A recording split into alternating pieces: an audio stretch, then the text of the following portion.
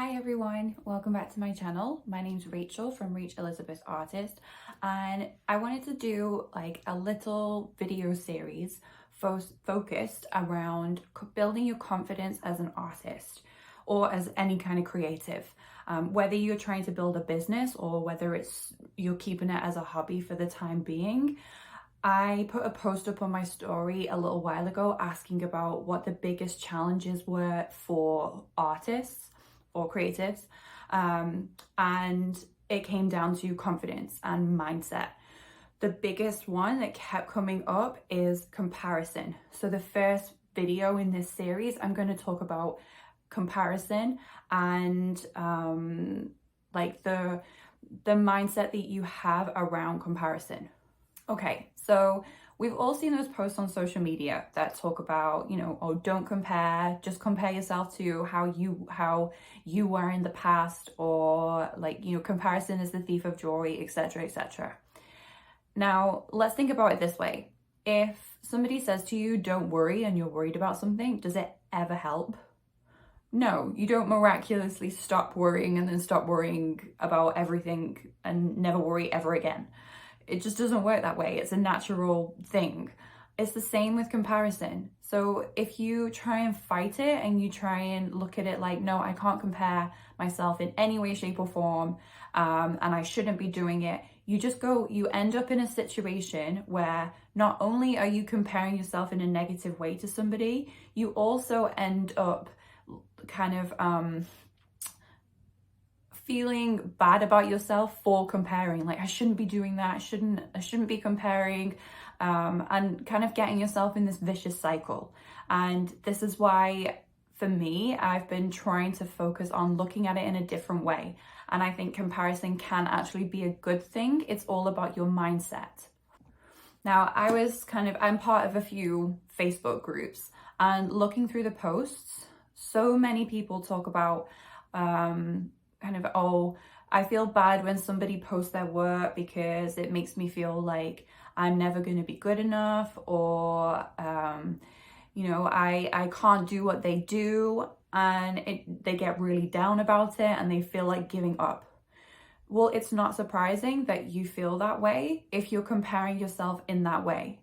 So when I say that comparison could be a good thing, it depends on how you look at it.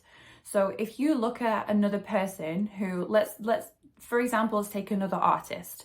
If you look at another artist and compare yourself and then think, I will never be able to do what they do, or I will never be as good as them, I might as well give up.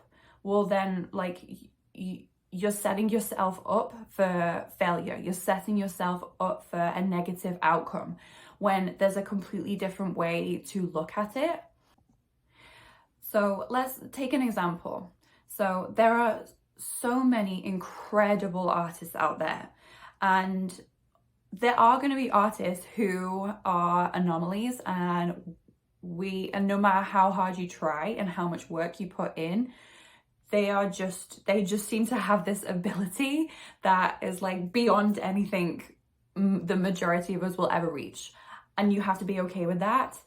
It's the same in any industry. Like, you look at, I don't know, sports. I'm not really a sports person, but there's sports people who are super famous because they can do what nobody else can do. No matter how much work somebody else puts in, they are never that person, and they're never going to be. So you need to look at it like, you know what, that's okay. There are people that are going to be better than me no matter what I do. But if you look at it as they're better than me, so I should just give up because I'm never going to be them, then of course you're going to feel disheartened. If you approach it in this way, this person is really, really amazing at what they do. Their skill is incredible. The business that they've built is incredible. How do I learn from them? What are they doing that I can implement too, that's practical for me to implement, that can make me better? The best way to look at these kind of situations when you do compare is to look at it as, okay, this is what's possible. If this person has done it, it's clearly something that it's not an impossible feat. It's something that people are able to achieve.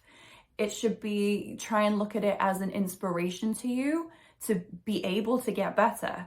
That there are skills that you can learn. There are ways that you can improve. There are things that they do that might be applicable to you that might help your situation.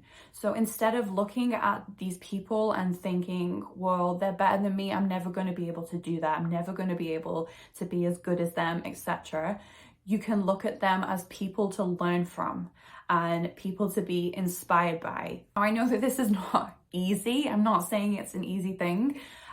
It's something that I work on all the time, you know, I think, but this is why I think it's more beneficial to reframe the comparison versus trying to fight the comparison in the first place, because you're never going to win.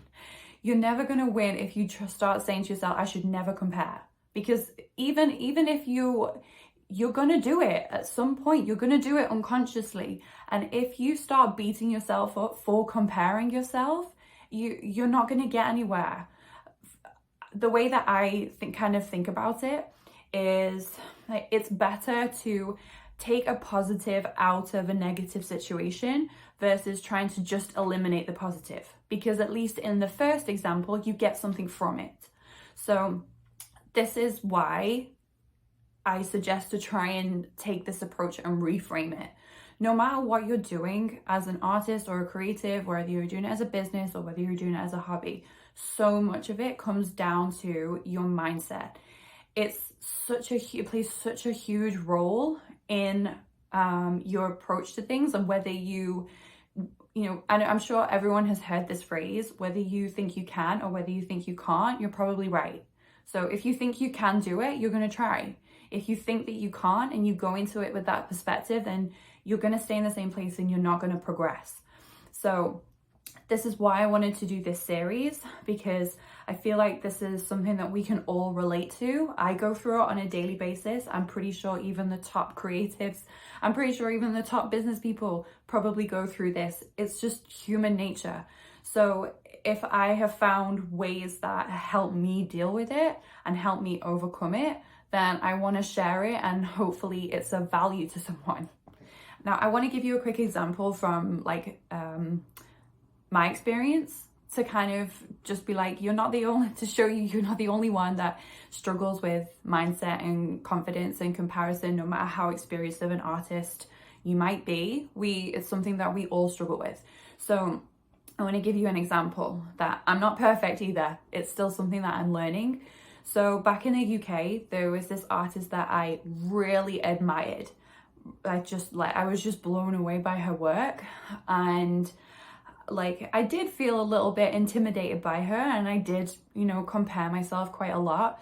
Then I moved to Canada and been here about 3 years. And in the little community that I'm in, I'm kind of starting to get, I guess, more known now as a pet portrait artist. And I like that. I'm in the little community that I'm in. I like being the person that people come to for their pet portraits, which is a really lovely feeling.